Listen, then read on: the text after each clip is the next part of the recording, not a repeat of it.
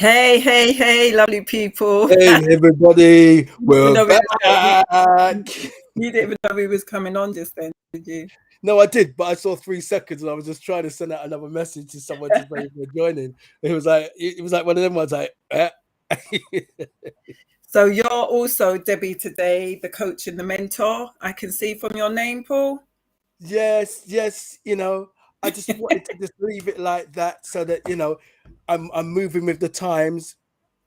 Yeah, Whatever. right. You better just change that up quickly. Hi, everyone. Welcome once again. Hi, sis. Thanks for joining us, Miss Faithful. So, yeah, another gym time. We are back. We are back. And yeah, the last couple of weeks wasn't able to come on, but we're here today. And I hope that you are all doing really, really well. And I hope that you guys have missed us because we've actually missed you guys. Yes, yeah. My brother was saying, "Oh, I actually miss not being on," and I was just like, "Yeah, totally with that, totally with that." Yeah. So yeah, do you want to go ahead and do a disclaimer? How are you anyway? Do you know what? I'm all right, bit of aches and pains. At all, mum, Someone, that's right. someone said to me the other day, they said, "What's happening with all the grey?" And I said, remember Moses went up into the mountains and he came back with grey. He come back grey and wise. So it Okay. looked like me. I get a little bit more wisdom as Mm, time's going on. okay. Whatever. Right. Whatever. So yes. Welcome to gym time. My I was going to say my declaration. You can make a declaration if you want. You My can declare. declaration.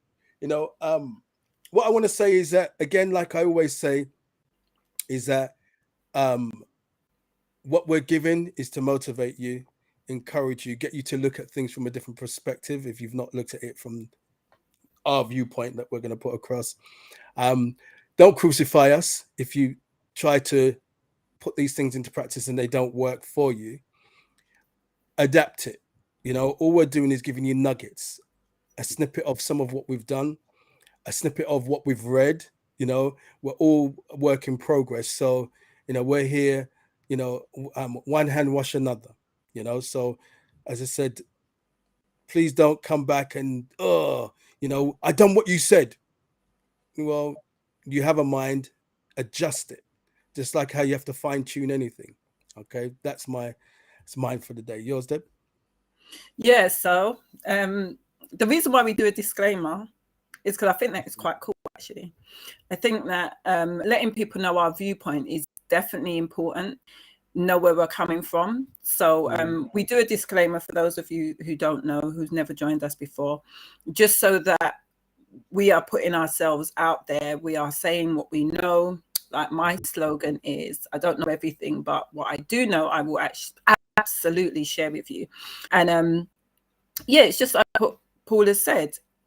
We've gained experience and knowledge over the years, and some of it's worked for us, some of it hasn't worked for us. It might work for you. We really don't know. But in the sense of being trained relationships coaches, we're not that, but we are those people that have experienced a number of different things: relationships, divorce, children, grandchildren, all the whole 9 yards.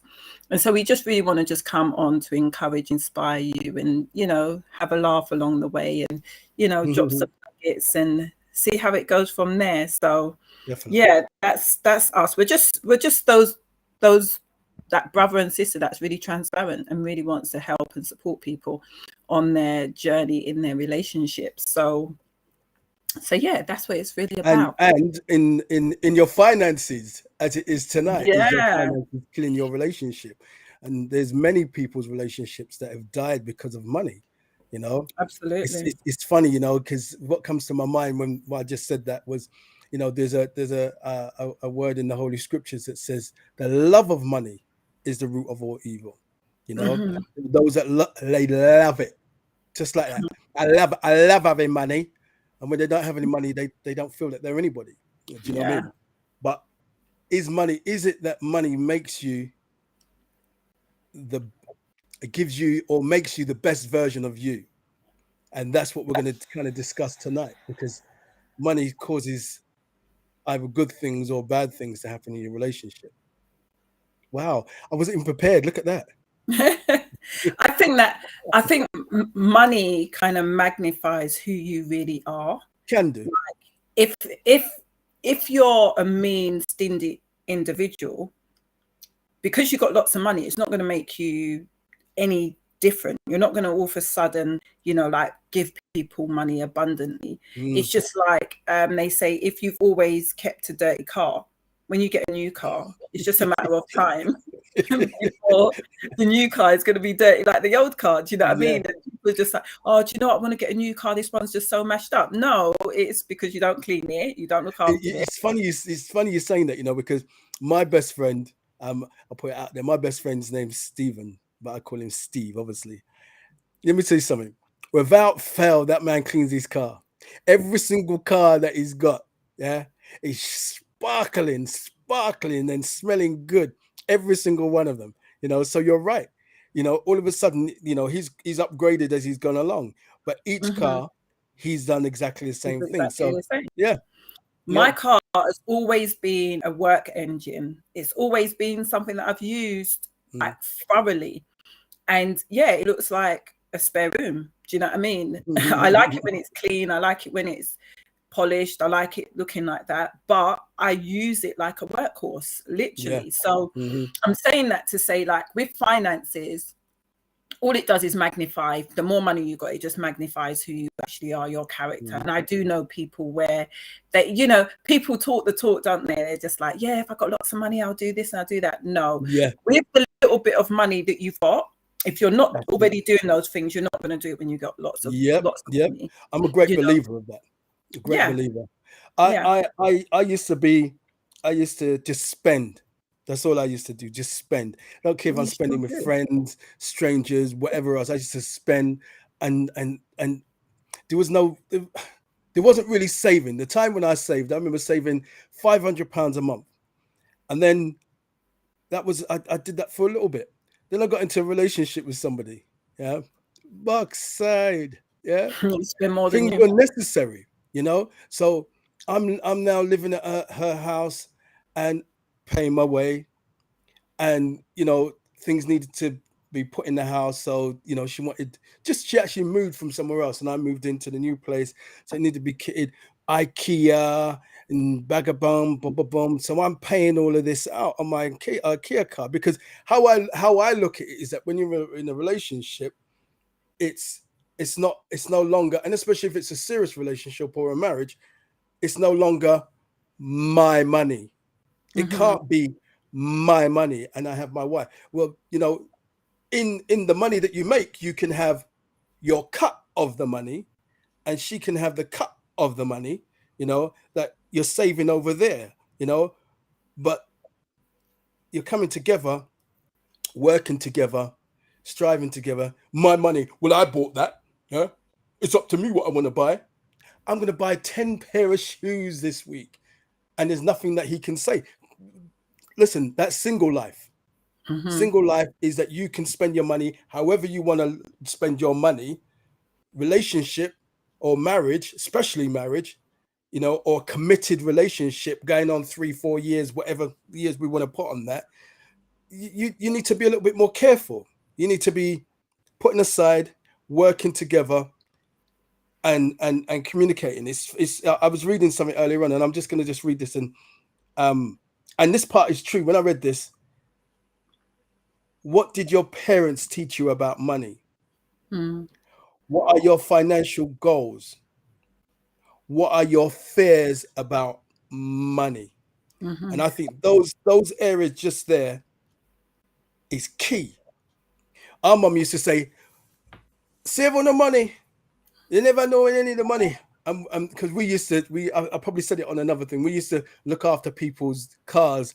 There was a dog track, and everybody in the area had their own patch, and we come out, look after your car. You see when it finished. You're running from car to car to get your money, your 20 pence, your 5p. If they won, you might get a 50, or you might even get a pound. It might not be a pound note. If you got a pound note, you're like, woo, you know. But we used to run off and leave the rest of the cars when we used to get a pound note. Yeah, once you see a pound, it's like, don't worry about anybody else. Don't worry about the other cars. Like, it's funny, you know, I remember running to one of the cars and the man said to me, I'm like, I said, I was looking after your car. He said, but you wasn't here when I came out. I said, but I'm here now. So obviously I must have been watching your car. And he just stopped. He didn't know what to say. And he gave me the money. You know what I mean? Yeah. From young, I've been a talker, you know, and never even realized that I've talked him around, you know. But I think, you know, when mummy was saying that we needed to do that, and I didn't, that's why when I got older, I would just spend, because we used to go to the shop after we collected all our money. We'd go to the corner shop. Yeah, you know what mummy used to say, and we used to just spend all the money on sweets. Just sweets and sweets and sweets and sweets, and then it was like our earning, though, wasn't it? It was our earning, and you know, we didn't used to get pocket money. That was like our pocket money. Yeah. So we spent it in the way that we wanted to spend it because we earned it. We worked for it, and you know, that's what we see. Some people could fight that argument and say, "Well, I worked for my money." But in a relationship or a marriage or a long-term, I want to say long-term relationship, marriage, it's different. It's really different. You can't be just thinking that I can just spend how you want. And when you have children, then that changes as well. So I think if the teaching on how you spend your money and how you save your money is done young, there's a possibility, you know, that's the habit that you're going to have, to be educated about finances, you know, whether it be about but I think being educated about finances is still different from being educated about finances within a relationship.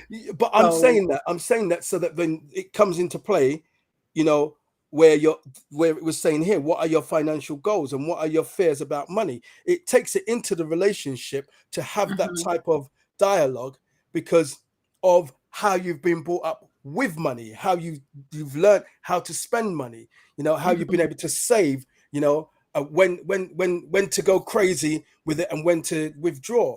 It opens up that conversation in a relationship that your partner, you know, it's that conversation. That's what I want to say. It's that conversation that you're able to have because of your habit. And seeing someone not having that habit, it makes it easier to say, it's good that, you know, you're working. Yeah, you earn a lot of money or you earn a little bit or whatever it is. But we do need to look to the future. We do need to our rainy days. With my children, there are you know, I see the rainy days, you know, whether it be that they need a laptop or they need a new phone or whatever it is. You know, I know I'm talking like that, but it's in that relationship with my wife that I can say, I'm going to buy the girls some a laptop, you know, or a couple of laptops, or I'm going to buy a phone. She might then say, okay, and I say I'll take it out of my pot, or I say I'm going to put it on credit, but I'm going to pay for that, or let's put it on, or let us put it on the credit. So, excuse me, we're paying off on it, and that we're not taking from our savings. Right. Do you know what I mean? So that's why I'm saying it can go into having that conversation in a relationship if you're educated from a young age. Somewhat from a younger age, yeah. Yeah. So I read this article by this lady called Rachel Cruz. I just want to give her credit for it. And she asked the question, do you think combining money and marriage is a recipe for disaster? Combining money and relationship, marriage is a combination of this a recipe for disaster.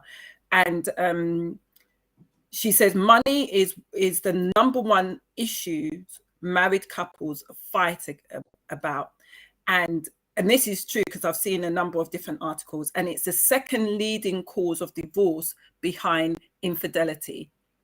That's huge, isn't it? That's huge. Yeah. And I've read a few articles where they say that money is the second problem that people will face within their relationship. So if you haven't already educated yourself, if you already haven't understood about relationships and marriage and so forth, I would go so far to say that most relationships will experience this problem and challenge when it comes to money. That most couples will be at loggerheads about money, because it's the second most issue within a marriage, within a relationship. And I like what she goes on to say. She says, no matter how much you love your spouse, trying to merge your lives and his and her money can be a bumpy but still beautiful ride. After all, you are both coming from different life experiences, and the way you perceive and internalize those experiences was probably very different. That's why you sometimes have two different views on money. So she goes on to say, so give each other grace and use, she's got 7 steps to build bridges, not burn them. And I'm going to look at some of those steps as we go along.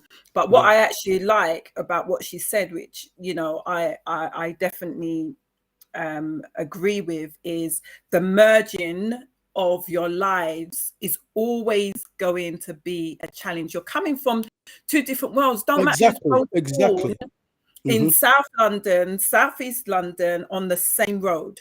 Doesn't matter. The fact of the matter is, you're going to be parented in one way. That other person's going to be parented in a different way.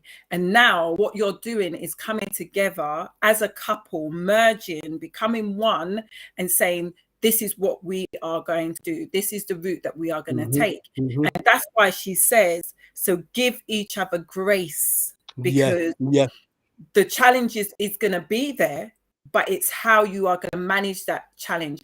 And the problem that I think that most couples experience is, you're right, I'm wrong. He's wrong, I'm right. There is no right or wrong. No, I agree with you. This is how you have been brought up. This is how you have been taught.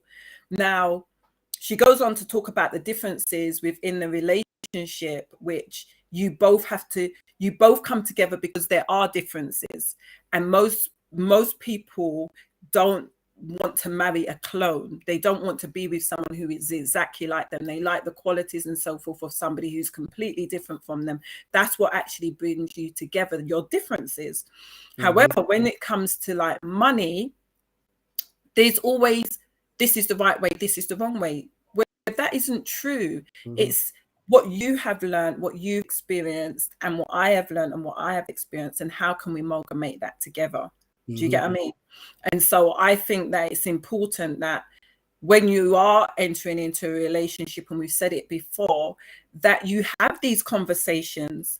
You speak about the different dynamics that you have and how you guys are going to be able to bring that together. So she's got like 7 different steps in order to build a bridge, in order to support couples. And like I said, I'm going to look at those in a little while. What are you guys saying in the chat? Yes, what are you guys saying about it? And marriage and money. I'd like to say to those that are the silent listeners that don't tap anything, write anything in, please subscribe. Please, we'd like you in the chat. We'd like you to. This isn't just about Debbie and myself.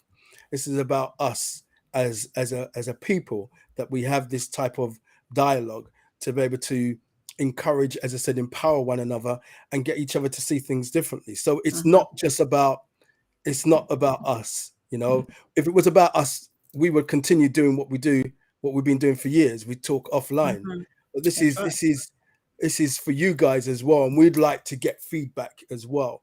So for those that are the silent listeners as such, please do get into the chat. Even if you leave a comment after all of this, then by all means. And you are all welcome as well, that if you like to join live, please let us know at any given point, whether today or in the future. and we'll send you a link that you can come on live with us and have an open discussion as well. So I just wanted to say something about, according to a survey from the Institute for Divorce Financial Analytics, or analysts rather, money issues is the third, this is according to them, is the third leading cause of divorce, behind basic incompatibility and infidelity. So you imagine it's that they say that you're not compatible. That's one. Basic incompatibility, basic, and infidelity, and then it's financial issues.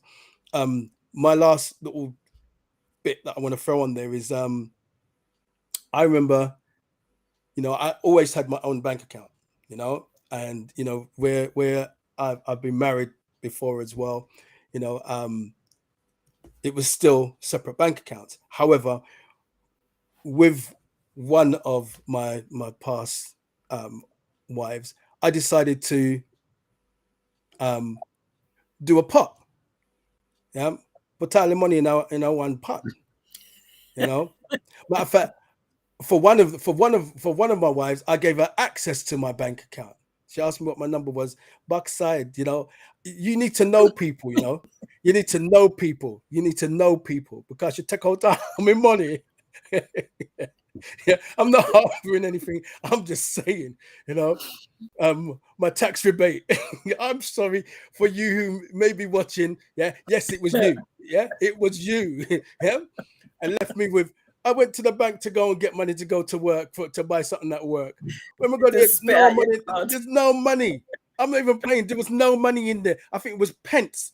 Yeah, I had to go into the bank and they said, no, you must have authorized someone. And because I wasn't wicked, yeah, because I could have been wicked and say, listen, I had my card laying down and it must have been.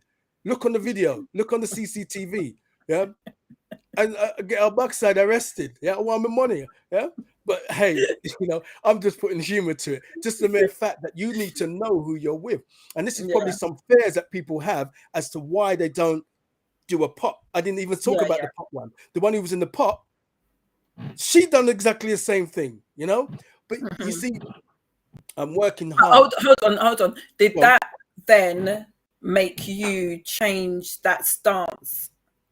So did you? It made me say I won't do a pot, but it didn't change the way that I give my input financially. I know, but so it did actually change. It did actually. Yes, it did, because the once distrust and twice shy.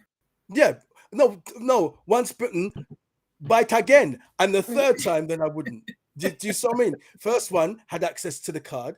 Yeah. Second one, whichever order, it's not. I'm just throwing it out there. It's not the first wife or the second wife, but I'm saying the first experience, I gave you card. The second experience, we had a pot, and both showed themselves to be untruth or what's the word that I want? They had no integrity. Your teeth a man's money, and denied it. Yeah, but then, but remember, you said that it was our money. So yeah, but I know it was our money. I'm talking about who I am now. It's ours. Back then, I would have told you something different. And my money when we work get. Yeah. But even let me throw a little spanner in the works. Even if I thought like that, and you decided to take some, I wouldn't have had no issue with that. I know, but it's taking all of it. That's when you take all, and you're thinking, what have you left for me? Yeah, what's exactly? Yeah. I remember out of one of them, it was in its thousands. I had £40. No. £40. You understand me? So of course that's going to change me from that perspective. Yeah. Till this day, they said they never took it. So where's the money? Yeah, but we won't go into that. That's a whole different subject. But you see, things like that can change your mentality. So there are people out there who maybe have experienced that sort of thing. But it changed the way I did things, but it didn't change my giving. It didn't change my input. If we need, it didn't change my conversation about money. Me and my wife, we don't argue about money. And if it's a case that I'm running low and I say to her, have you got some, can you put some money in my bank account, please? Lo and behold, it's in my bank account, and she gets access to my card if she wants to go and take. We go to the petrol. I know her numbers. She know my numbers. You know, I don't know all of her accounts, but that's irrelevant for me. I'm not, you know, as long as we divide the bills up. You know, what's on direct debit is coming out of mine. Let me read this article then. Let me read this, because they go on to they talk about the joint bank account. Yeah.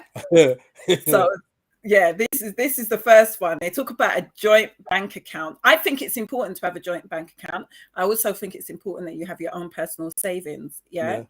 That's just my opinion. I remember in my first marriage, my money was his money. Everything was together. So when we had, when we lost together. Do you get what I mean? There was no, I didn't have a little stash. He didn't have a little stash. We just had everything in one pot. And I remember there was a couple that I knew, you know, really beautiful couple.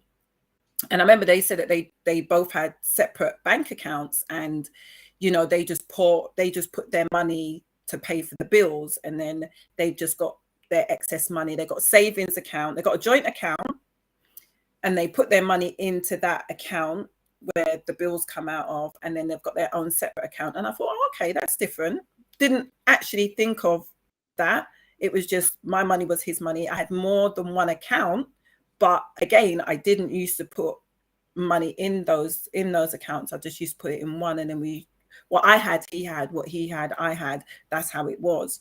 It's different now because it depends on who you are with and their preference, and you have to respect that. So joint accounts, this is what she said. Some couples think the best way to avoid money arguments is to keep separate checking accounts. His paycheck goes into one account, her goes into another, and then they each pay bills separately. No harm, no foul, right? Wrong. This lays the groundwork for major problems with your money and marriage. This is her opinion. So I'm just reading. But you guys, marriage is a partnership. It no longer is his and her money. The two become one. Separating money and splitting bills is a bad idea that only leads to more money and relationship problems down the road. Don't keep separate accounts. Put all of your money together and begin to look at it as a whole. Now, like I said, that's her opinion. I think that in this situation, I think that it is down to the individuals. It's down to what you actually speak about, how you're going to pay those bills, how much you're going to basically be paying, and how that basically works for you as a couple. You know, I don't think there's a right or wrong one in this. I think that if you find that your methodology is causing conflict, then you need to look at it. You need to look at what is actually going on. Why is there conflict? If I'm putting my money in every month, bills are getting paid, and then I've got my surplus money, then what is the problem? Do you get what I mean? Sometimes it could be very much that one is contributing more than the other. But if one person is earning substantially more than the other, there you go. You took the words out of my mouth. Why that person wouldn't be contributing more to the bills. That's my personal opinion.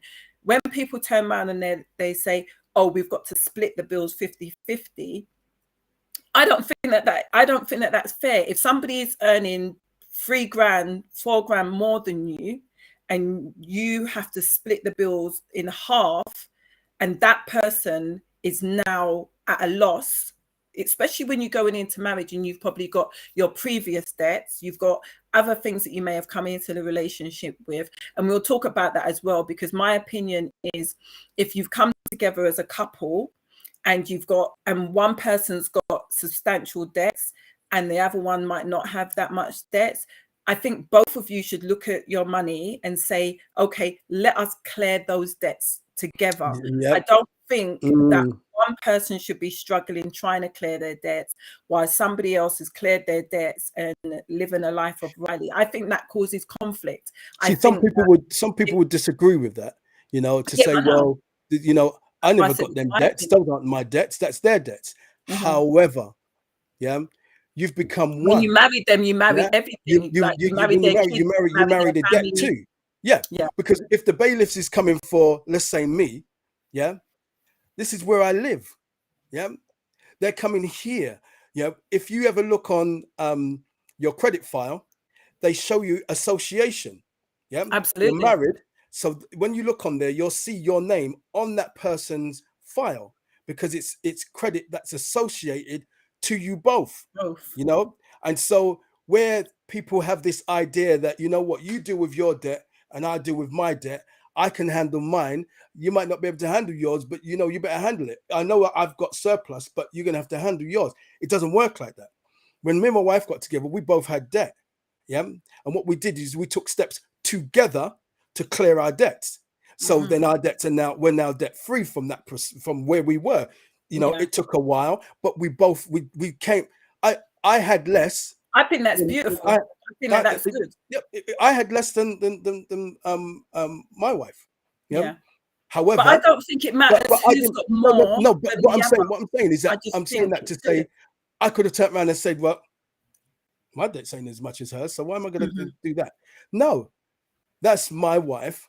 Her debts are my debts. My debts are her debts. And if she was earning more, she would deal with my. If I didn't earn a penny, or if she didn't earn, if I'm like my wife now, Catherine, you know, if she wasn't earning a penny, but we had debts, I would just do it, and I'll just do it because this is my wife.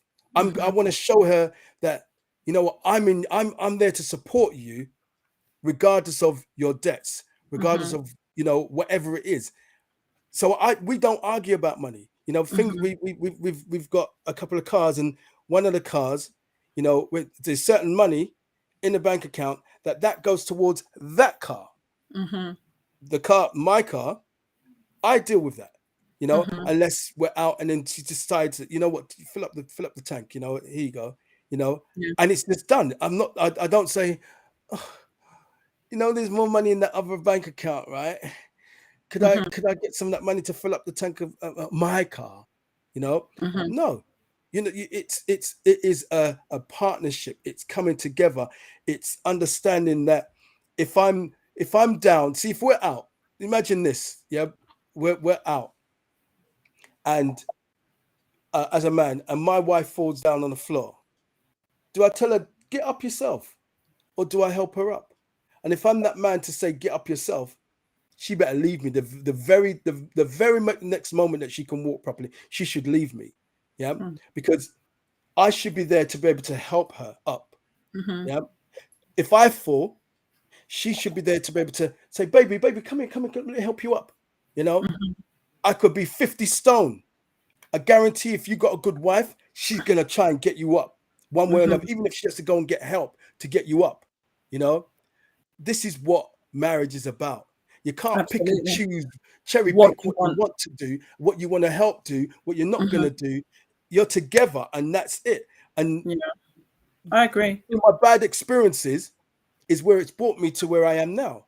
You know, when I was telling you about what happened, I make joke of it, but at the time I was vexed. Yeah. But I now look at it from a different perspective, that I talk about money. Well, you know, if money's in there, don't just go in and just take out what you want. You know, let's talk about it. If I loan to somebody or Catherine loans to somebody, if we want to have the conversation or give to somebody, we have the conversation. If we don't want to have the conversation, we don't have to have the conversation, because I know that she knows what she's doing, and she trusts me enough to know that what I'm doing as well. Should we read? Yeah. Okay. You need your glasses. No, I don't. I've got a light that's shining here. Didn't you see? I covered it. It looked like. No, I disagree. This is Petal Blossom. Yeah. Yeah, I disagree with the woman. Being married nearly 10 years, and we both have separate accounts, has worked great for us. And that's, you know, and that's what it's supposed to be. It's supposed to work for you. That's the key. It's worked great for them. Yeah. Another couple that might not work. And so it's about people are you. picking on how much they're earning, Debbie, I think, as well. I know, but it's about what works for you as a couple. It's there is, like I said, there is no hard and set rule. There is no right or wrong. It's what you guys are going to do to make it work. So for instance, Petal Blossom, you could have started out on that foot and found that there was conflict, found out that there was issues. And instead of keeping it the same, you would now look to reevaluate that. What can we do differently in order that the other person sees that there's that level of respect that we've got in regards to our finances. And yeah, the second thing that she speaks about is about discuss your lifestyle choices together. Because you know what, sometimes the reason why there can be this tug of war is because of what somebody is choosing to do with their money. Do you get what I mean? Yeah. So, you know, you do have to look at lifestyle choices, because sometimes there's that issue that arises where somebody isn't really happy with your lifestyle choices and what you do for hobbies and so forth. And they might be like, well, you spend quite a lot of money on that, and I think that this is our money, and you always want to go and play golf every weekend or something like that. And that can grate on somebody. But I think the reason why it sometimes grates on people is because they might not have a hobby themselves that they're really into. I think if, for instance, my husband, he loves football. If we've got a pot of money and he spends £500, you know, in the year on football gear and all of that, and I only spend £300 on, say, for instance, my t-shirt business or whatever. What do you say? Shoes. Yeah.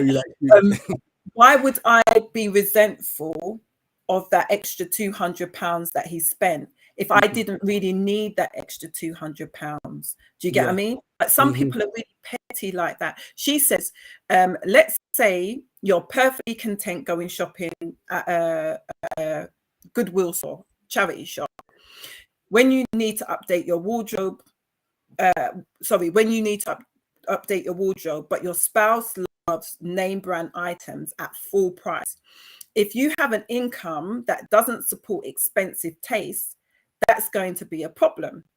Marriage is about compromise. If one of you has more expensive tastes, consider shopping at an outlet mall to snag those name brands at affordable prices. Because the bottom line is your lifestyle needs need to line up with your actual income, not what you wish it was. You might want to live like a perfectly it's a curated Instagram post, but don't let yourself fall into that rabbit hole, especially when there aren't enough zeros in the bank account. And I agree. I think that look for other options. You know, you can still wear the name brand, but also somebody was saying recently that it was a guy, he was saying that he hated Primark. He absolutely hated it. And he would never wear a Primark t-shirt, not even so much as a t-shirt or underpants, nothing. Yeah. And then he got married and the reality kicked in. You've got bills and everything to pay. And so he doesn't probably wear their clothing, like their jackets and everything, but you get underpants, you get the socks, you get the t-shirts. Do you get what I mean? So there was a compromise there. And the thing is, like, I love charity shops. I love going in there because you'll find lots of weird and wonderful things.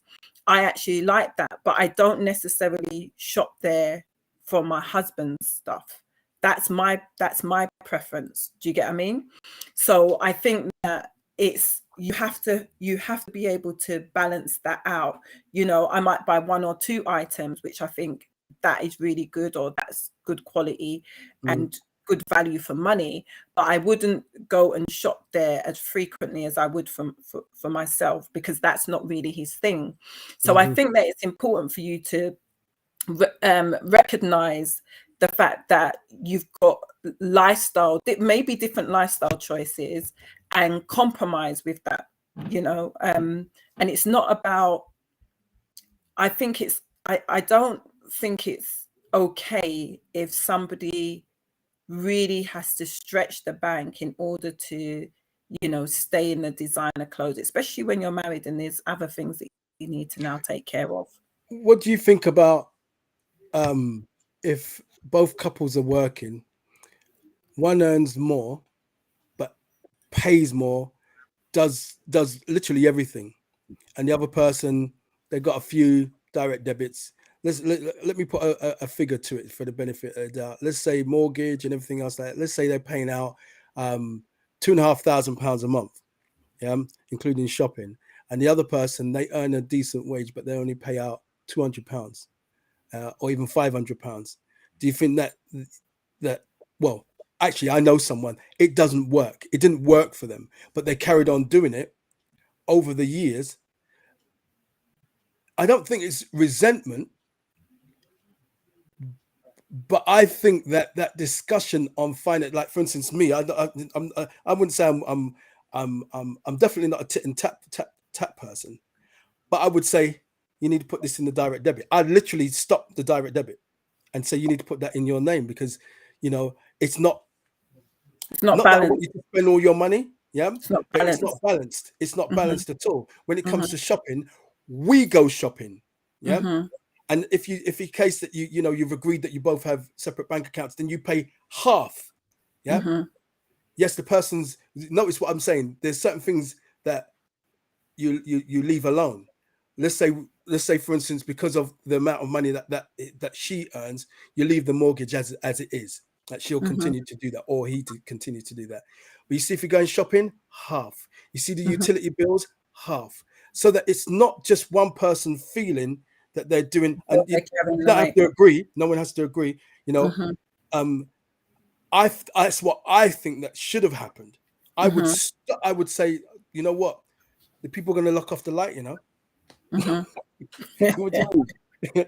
I can't. I'm not going to pay all of that. We need to pay it. But I think that's when you need to have an agreement. You need to have that agreement and not have an assumption that the person's going to be paying the bills. Yeah. If you have an agreement and you stick to that agreement, yep, so that person feels as though that person is on board.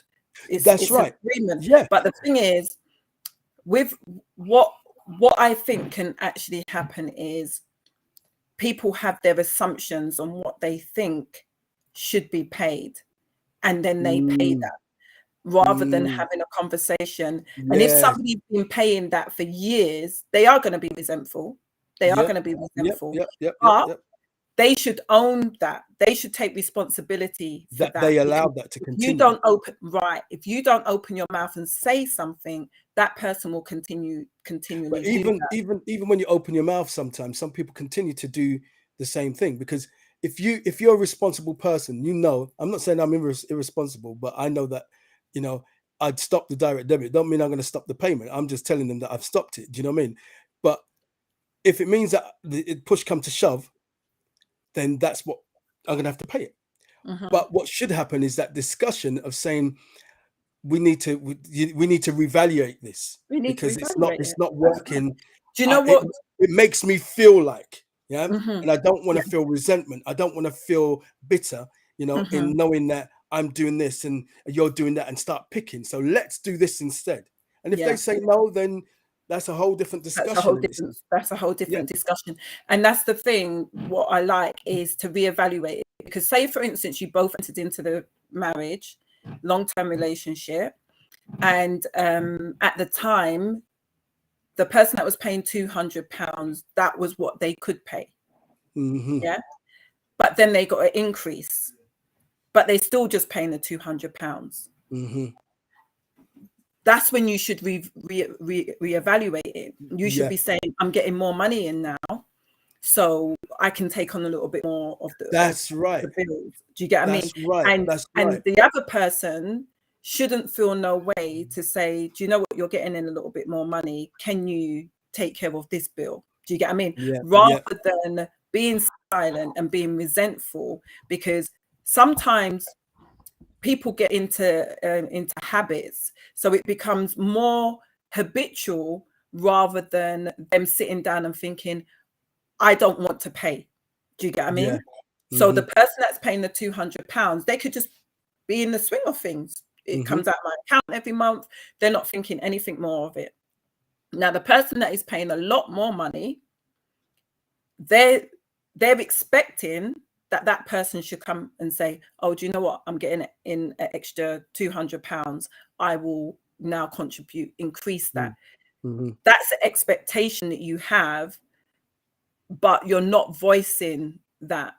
And that person could just be like, for instance, direct debits come out of my account. I don't even think about them. Yeah. Do you get me? Because you just get into the swing of it. You just know that they come out of your account at this point in time.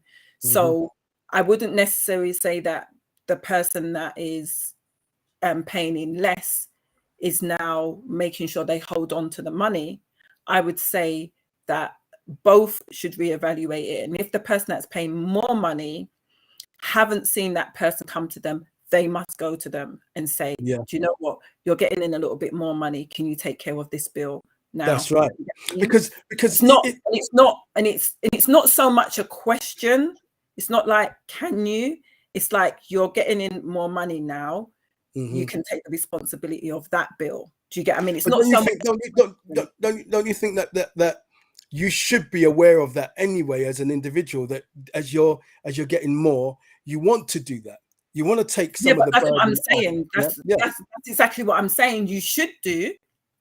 But if not, I'm saying if that was to be something that has bypassed you, the other person should not start to become resentful. They should open their mouth and say something. Now, if that person turns around and say, oh, but you still make more than me.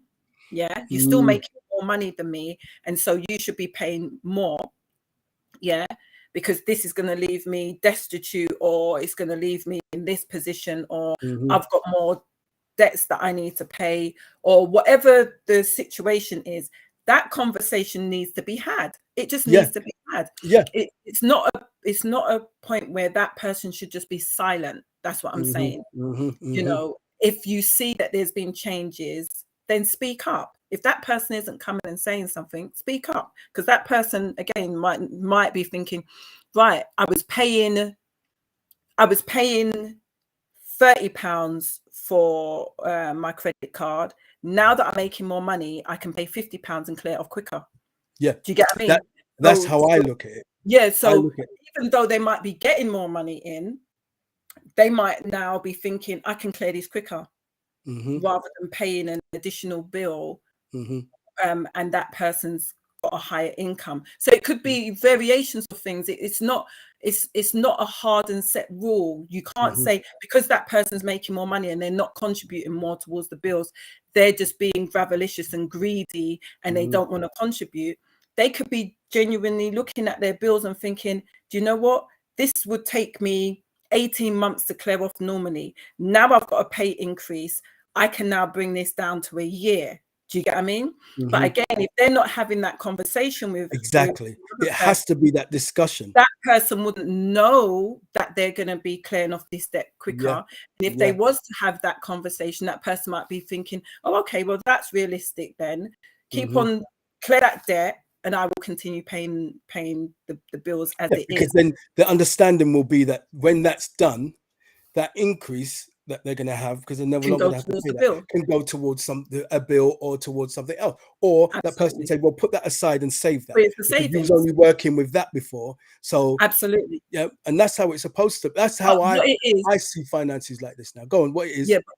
But what it is having the conversation, not assuming that the other person might know that you're going to put this towards a debt, not assuming that person is being gravelicious, and not wanting to contribute, and having the conversation will cause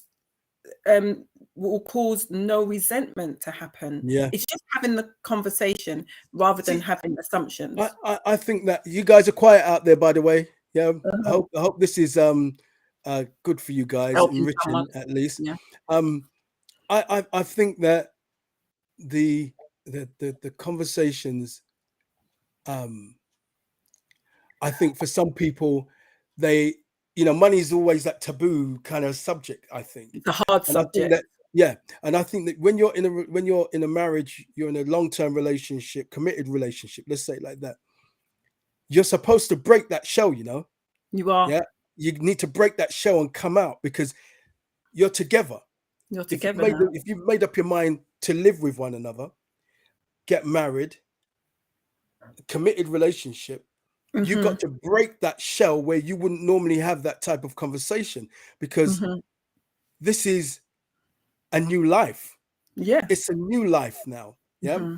When I was single, I spent how I wanted to. It's up to me. If I've got nothing left at the end of the month, like some people still do, nothing, they spend, and you're living from paycheck to paycheck, as they say, I think for me now, older, it's a dangerous place. Yeah. When you're in debt, you're spending more than what you have. So when you get paid, it all gets sucked up into your overdraft. Yeah. So your overdraft is getting paid. Yeah. The bank is Question getting for paid. you. Yeah. Question for you. Go on. Should a husband and a wife divulge their income? That's up to them.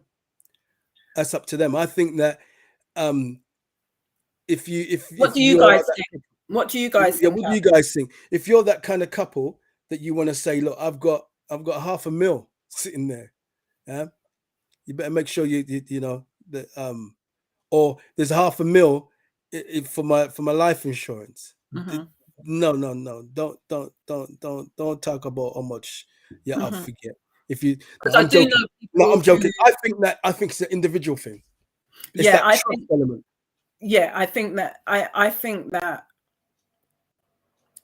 it's a good thing that you do that. So there's transparency, there's honesty, there's openness.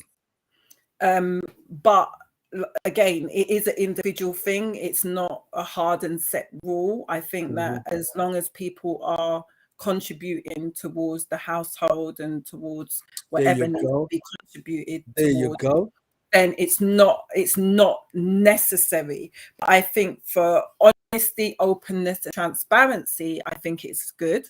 I think it's a good way of building trust. And yeah, I think that's my personal opinion. I know that not everybody would agree with that. And anybody out there? My mindset, the way how I was before, because my husband's mindset is different. It's I work with that. Do you get what I mean? I work with that, because I think that it's important that you don't have, for me personally, that you don't have that hard and set way of doing things. But when you enter into a relationship, you then become more flexible. So like, for instance, with myself, like I said, we just had one pot. What was mine was his, what was his was mine. We either won together or we lost together. That's how I saw it. Do you get what I mean? And it should still be like that, even if you've got your individual money. If we're winning, we're winning. If we're losing, we're losing. That's, I don't think that one person should be there on the high horse and saying, well, you're losing, I'm winning. I don't think that.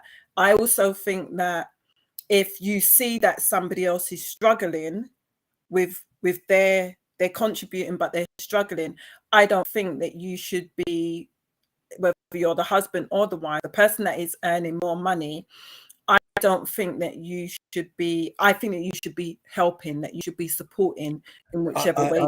I concur. I don't think that because somebody is on a lesser income than you, that you then sit on a higher horse and say, well, you take care of that. Me personally, if I know, from month to month, I would be saying, are you okay? Is things cool with you?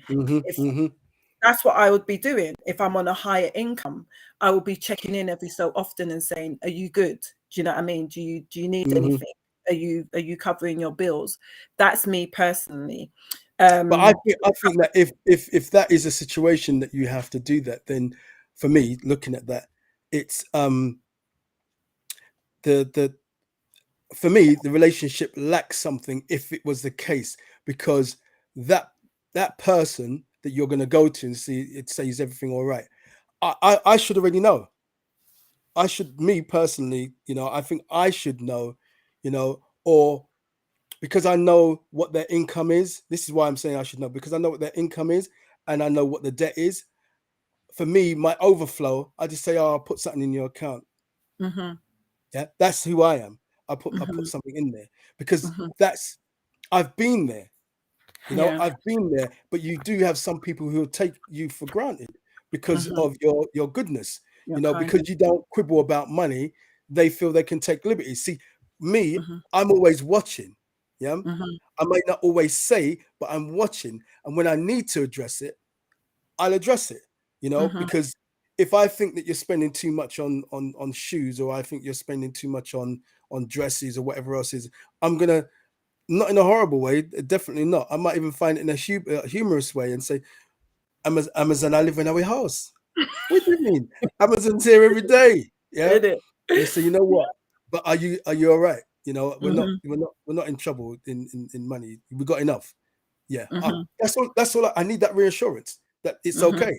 Don't get yourself in debt buying up poly bits and pieces. When it comes around to pay the bills, I don't want to hear, I need to return those shoes, I need to send back them shoes. I need to send back them dresses because I can't pay anything.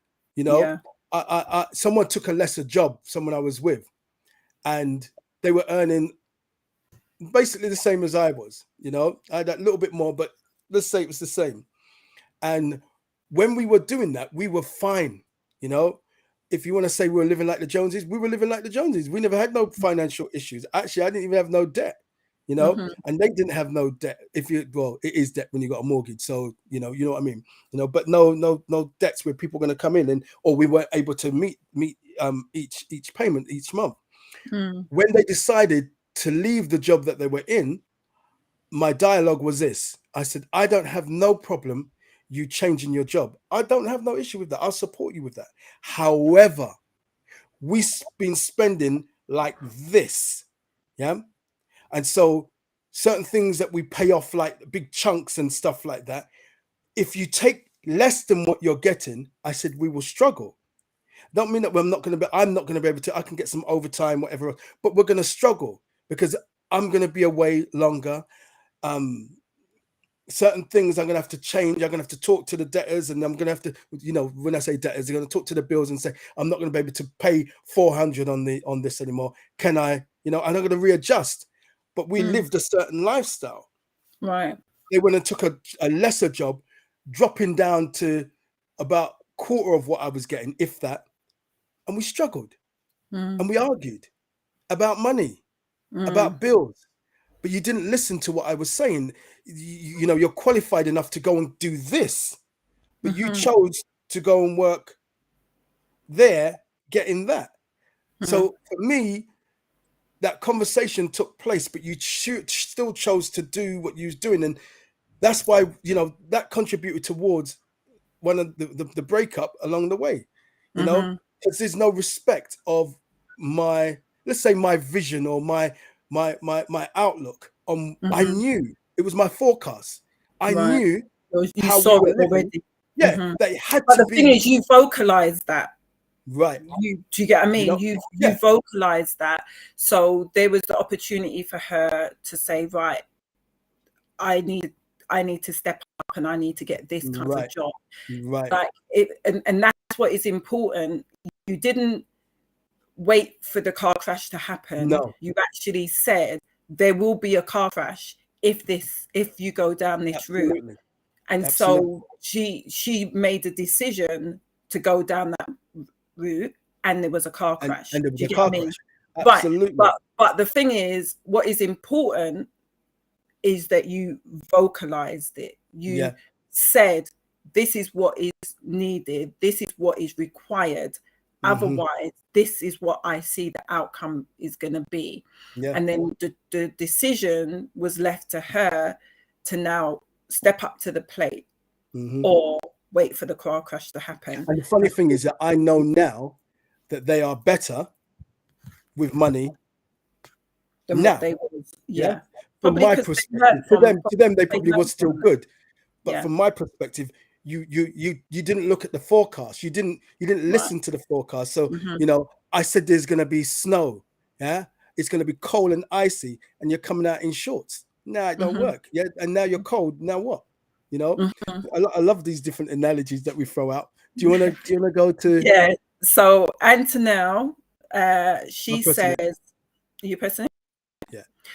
Yes, I think your income should be disclosed if you both are happy with it and contribute equally to the household bills. Yep. Petal Blossom says, only conceal if your marriage is in trouble and you can't trust your spouse. Spouses get killed for money all the time. If marriage is healthy and strong, be transparent. Yep. If Yep. if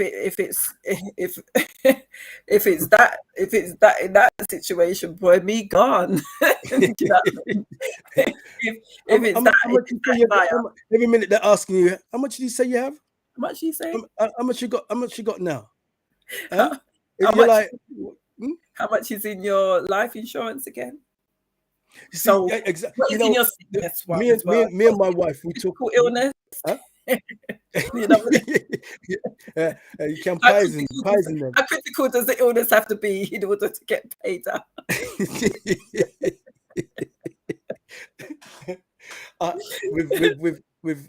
With Catherine, I know exactly how much life insurance. I mean, she jokes about it with me, and vice versa. You know, you just want the life insurance, isn't it? You know, but we've discussed what the children should get. You know, what the grandchildren, etc., etc.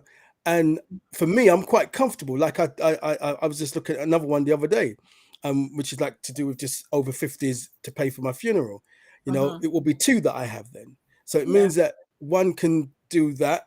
You know, that lump sum can do that, and the other part of that lump sum can take care of whatever is necessary.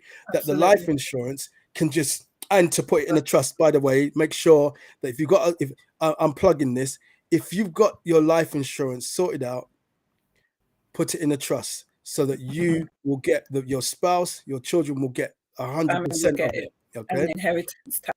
Right, and you're not paying any inheritance tax. So please, if you got it, and if you haven't got it, I encourage you to go and get it. Get I your life encourage you, you know, and critical illness. and critical illness if you can. But critical illness for some people, it can be like now when you're up in your age. If you're young, and tell your children, if that, get them to do it as well. And the life insurance, make sure that they're looking at.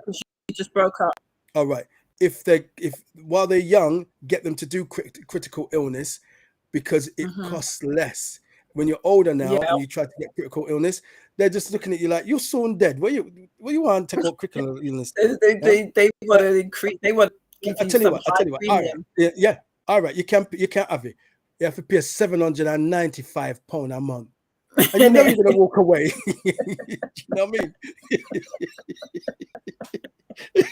You want you'll be there quoting all the scriptures. You'll be there quoting scriptures and fasting and praying. That's your critical illness cover. You'll be like, this is too expensive, man. Jesus, take the wheel. You know. But the other thing, just the last little plug on that, whole of life. Of life, especially when they're young. Now it's going to cost you quite a bit, because like they tell me the whole of life when they want to get and I said, no, I can't pay them kind of prices. Yeah, a whole of life. Yeah, I did. And they dropped it. The worst bit is that they dropped it, you know. Okay, Petal Blossom, good night. Thank you very much. I know we're going off on a different tangent and everything else, but hey, I know. You know, so let me read these ones out quickly. Yep. So the third one is recognize your difference in personality. Remember, we were talking about it a little bit earlier on. Everyone's money mindset is different, and opposites tend to attract. Choices are: one of you loves working with numbers, the nerd. The other one would rather be tied down by would not be tied down by what numbers show, the free-spirited one. One of you might be the saver and the other one might be inclined to spend. Where personalities differ, this can cause marital problems as well. It isn't the real root of your money and marriage issues. The source of the problem is whenever one of you neglects to hear the other's input, or when one of you bows out from handling the finances altogether. So it's not the money, it's the differences that causes different mindset in regards to the money, and the other one person is not hearing what the other person is saying in relation to what they said. That's why I said there is no right or wrong. There is no right or wrong, because you would have been managing and dealing with money differently according to what you've been taught, according to what you've been seeing, what you've seen, and all of that. And so when somebody now is coming in and saying, well, this is how we should do it, no, it doesn't work like that. You amalgamate your differences to come to a compromise and make sure that it's working for the both of you. Because you tell somebody, oh, the way how you save is wrong, what are they going to do? They're just going to get their back up. Exactly. You can't tell, oh, well, I save £50. I save a tenth of my earning, and that person's like, well, I don't save a tenth, right? I just put aside £50 a month. That's what I do. You can't say to that person the way how they do it is wrong. No, you can't. They're just going to get their back up. Yeah, so that's how it's worked for them. Right. And so it's about listening to how that person manages their finances and you working with them, working together. Then it says, listen up, financial nerds. Don't keep the money details all to yourself and stop using your knowledge to boss around the free-spirited one. If the more carefree spouse, don't nod your head and say, that looks great, babe. You have a vote in the budget meeting. Get feedback, criticisms, give feedback, criticisms, and encouragement. And it says, newsflash, you're both on the same team. So work on the budget together. Use your personality differences to become stronger, more united team. I love that. Newsflash, you're both on the same team here. So work on the budget together. Use your personality differences to become a stronger, more united team. I love that. That's how it should be, because you're working together. The person's not your enemy. You are there to help and to enhance that relationship. And your personality differences is what is key in order to make it work, because it's iron sharpeneth iron, isn't it? It's like in order to sharpen that knife, you need a stone. You're not going to use another knife. You use the stone to sharpen it. Some people be like, oh, you can just use two knives. You're not going to get it as sharp. Use the stone. The stone don't look nothing like the knife, but they work together simultaneously. That's right. That's right. In order to make sure that that knife is sharpened. On Happy Couples, apa.org, they've said that if your financial discussions become heated, take time out and revisit them later. When it comes to money, you and your spouse may not always see eye to eye, but with good communication and an understanding of each other's beliefs and values, like he's saying, you can work together to realize your shared financial goals. You know, one of the things that she said in this is that she says another good option is to share roles equally. Set up a regular day and time each month to sit down, pay the bills, discuss your expenses, and review your saving plans.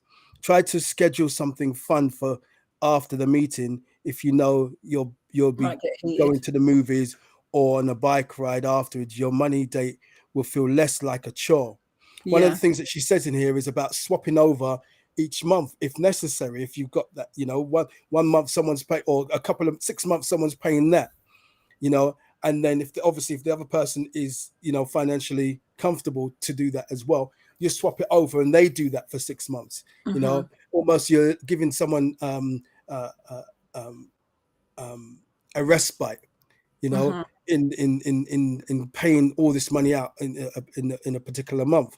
You know, I just think that it, you know, all what we've talked about in all the different subjects, there's a key, a common thread that goes through there: communication, openness, and communication. Trust and respect as well. It's just, you oh know, gosh, without a doubt. What I think is that if you don't have that level of respect for someone, if you don't trust them, then you're not even going to even have those conversations with them. You're not. Yeah. Because there's in your mind already, you don't trust them, you don't respect them. So you don't even think you're not even gonna have those conversations. There is gonna be no communication. You're just gonna grow resentful because you're doing what you're doing, they're doing what they're doing, you don't like it. I was speaking to a young girl today, I'm mentoring her, and she said to me, I've kind of backed away from my friends because they don't want to hear what I've got to say. And I said to her, why don't they want to hear what you've got to say? And she goes, well, you know, she said, they haven't said that, but I just think that they just don't want to hear what I've got to say. And I said, why have you ruled yourself out already? Why have you spoken for them? Yeah. Why have you done that? Conversation. Without even having a conversation. You assume that they don't want to hear what you've got to say without you even having that conversation with them. You've had that conversation all by yourself. Do you get what I mean? And sometimes that's what happens. People have their own conversations by themselves. They're ready, judge and jury, everything by themselves. You're doing this because of that. You don't want to do this. You're this. You're that. Do you know what I mean? All by themselves. When you have that conversation, then you got clarity. If you thought it and it then manifests itself to be what you thought, then you were right. But you had the conversation. Right. But having the conversation is always going to be key. You can't have a conversation by yourself about somebody's opinions and thoughts and come to a conclusion. That's crazy. That's absolutely crazy, because you're assuming too much. Do you know what I mean? Rather than having the conversation. I really want to get through the last couple of ones of these. It says, don't let your salary differences come between you. The reason why I'm reading some of these as well is because I don't want it just to be my opinion. I might agree with some of them and some of them I might not agree with. And this is why sometimes we will read articles and so forth, so that it is our opinion. I did see is my signal going? Yeah, you're frozen. But we can still hear you. So carry on talking. Yeah, we can hear you though. Yeah, because I just saw like a little question mark come up where it was saying the signal is a bit funny. Yeah, I find articles and I read them, and some of them I agree with, some of them I don't. And I think it's important to highlight what the others say rather than what we just say. Do you get what I mean? Yeah. So absolutely. Don't let salaries difference come between you. And we kind of touched on this already. It says for most couples, one of them probably makes more money than the other. Really will both be making the exact same salary, but whatever the amount comes to, whether it's £50, 1,000 more a year, the same problems can arise. Instead of seeing the full pot our money, you might think you have leverage over your spouse, all thanks to a few extra digits on your paycheck. Sometimes the spouse bringing in the most money can feel entitled to the most say. Don't even go there, she says. That's just asking for more money and relationship problems. It's not yours or mine, it's ours. There's no reason to hold higher income over the other's head. You're on the same team. Start acting like. On the other end of the spectrum, the one who makes less or stays at home with the kids, for argument's sake, might feel like they shouldn't have much of a say.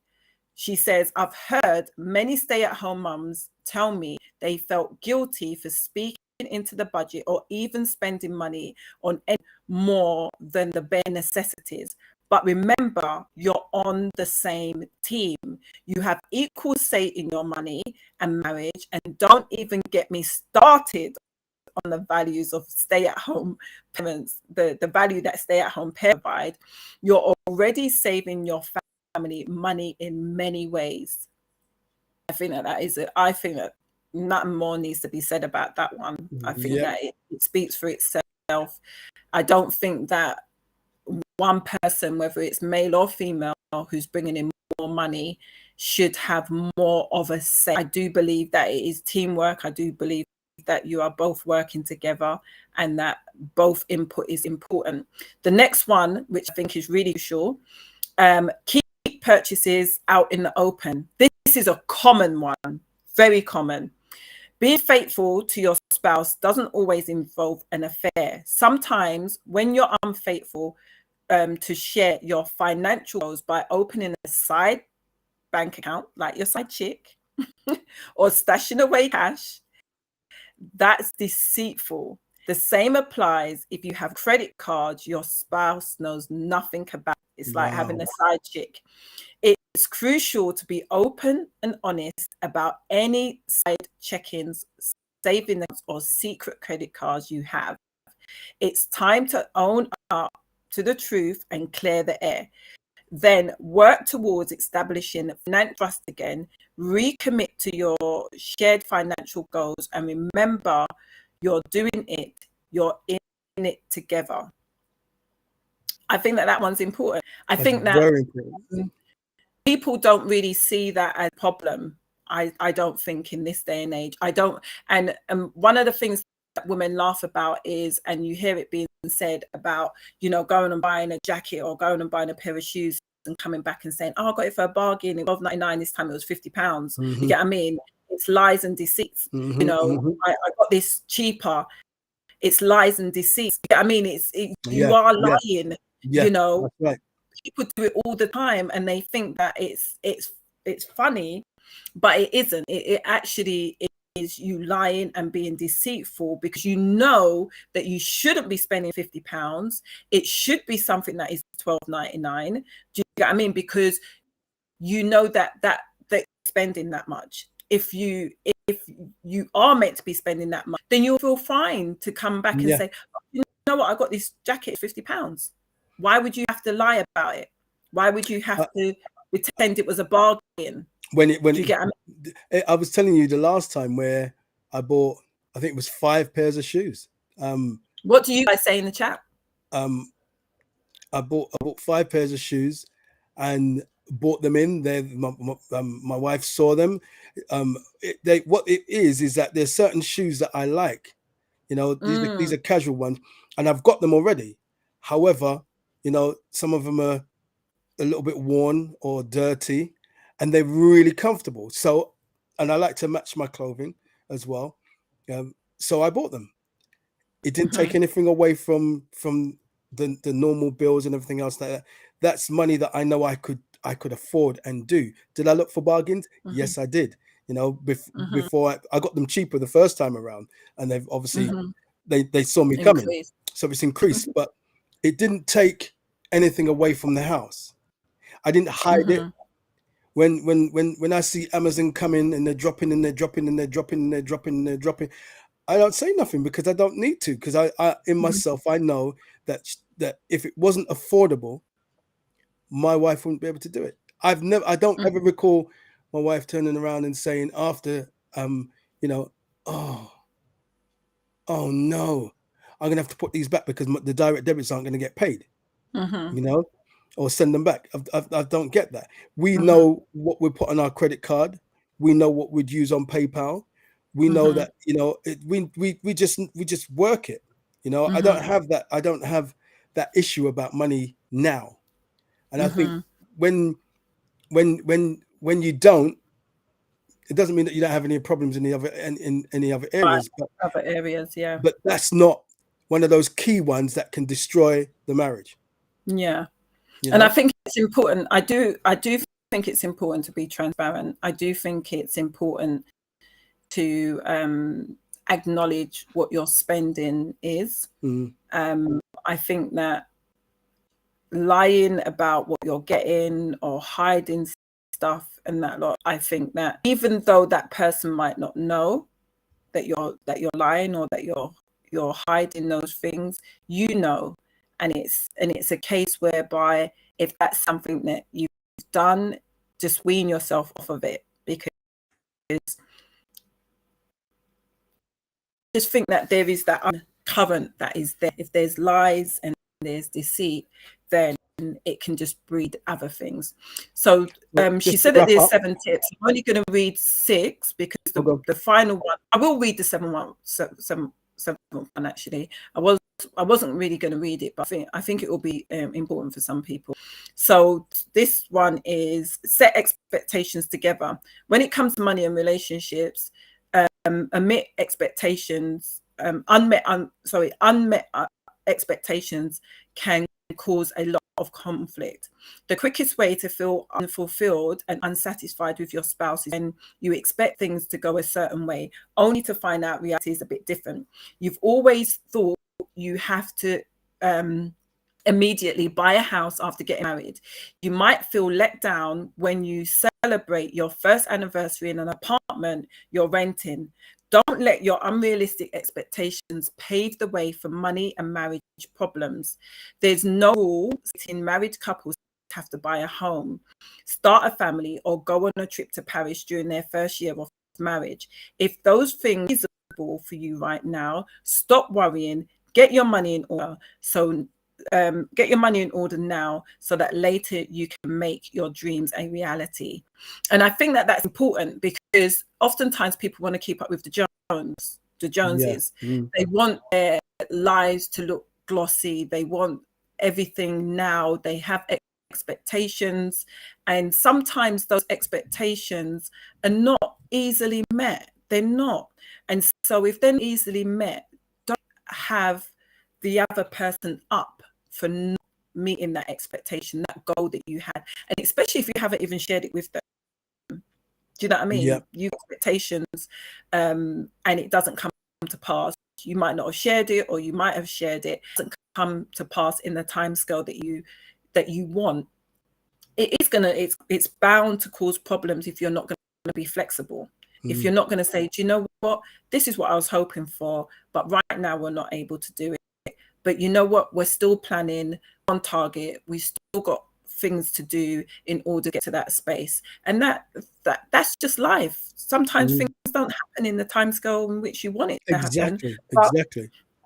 You just keep it moving, you know. And so the final one is don't let the kids run the show.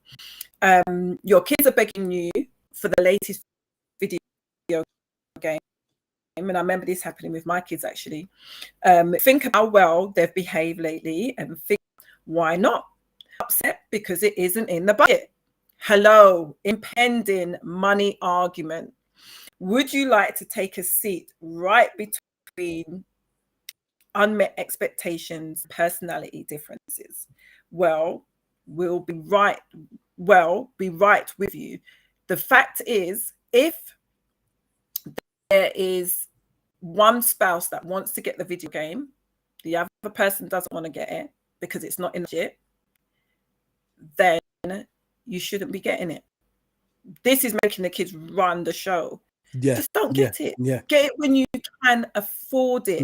I remember this happened to us at my previous marriage with the kids, and I was vexed. No, I was vexed. So vex was more than vex, yeah, because we couldn't afford it. We couldn't afford it, and having to pay monthly installments for something that wasn't necessary at Christmas. I was not happy with that. Whether you buy them toys, giving them allowance, or just paying for their sportsmen, kids have a way of bringing out the ways couples view money differently. You need to come together, talk about it, make a plan, decide together how to budget for the things you want and need for your children. And then it says, but what about all their perksy wants? Discuss the possibility of establishing chores and commissions, or making them basically work the money. And I think it's, Yeah. I think it's important. I think that it's nice and it's good when you can get the children certain things, especially if they are stepping up to the plate, being well behaved, you know, doing well in school and so forth. You can reward them. But if it's going to put you financial difficulties and it's going to cause conflict with your relationship, then you're going to have to take a rain check. I mean, I don't really hold grudges like that. I don't hold things for long like that. But initially, yeah, I wasn't happy about it. I remember when Courtney got his first moped, I wasn't happy about that. His first bike, I wasn't happy about that because it was a lot of money, and wanted really to invest the money.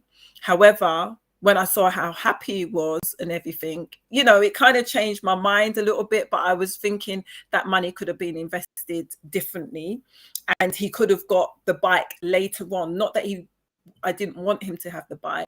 I think at the time when he got the bike, the money should have been used to do other things, and he would have got the bike later on down the road. But when it happened, it was just like, okay, this is what's happened.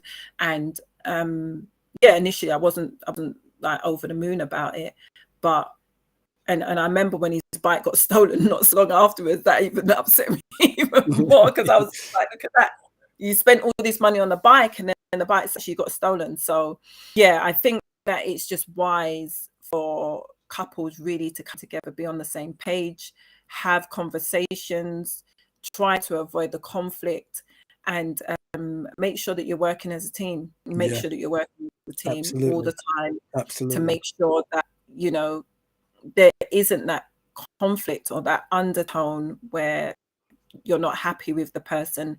And communicate what it is that you're thinking, what you're feeling, and you know, don't just assume. Because I think that when you got financial issues, it sometimes highlight other issues that are quite minor, really, but they become major because you've got a problem in this area financially, and then you add that to that and that to that and that to that, which is a recipe for disaster. You know, keep everything what it is. If it's about money, keep it as money. It's not money and you leave your clothes laying around. You know, it's about money. Keep it as money. You know, if it's about laundry, then it's about laundry. It's about washing up, or, you know, household duties as such. Then keep it as that. Don't overlap them into one another, because that's a whole pot of mess. And you know, for that person, it's money, it's this, it's that. And even if it is all those things, if you're taking each step, dealing with one each issue at whatever given time, when you've resolved one, move on to the next one. Don't bring up that one and then bring up that one and then bring up that one, because it's unresolved. So from a financial standpoint, deal with the finances. This is my final word, by the way. Didn't know what my final word was until it came. Deal with the finances separately to everything else. That's my final word. Brilliant. Your final words, guys. I hope that you've enjoyed it, and I hope that we've answered the question: is your finances killing your relationship? Well, it can kill your relationship if there's no communication, if there's no trust, if there's no respect, if one is assuming, if one's on their high horse because they've got higher income.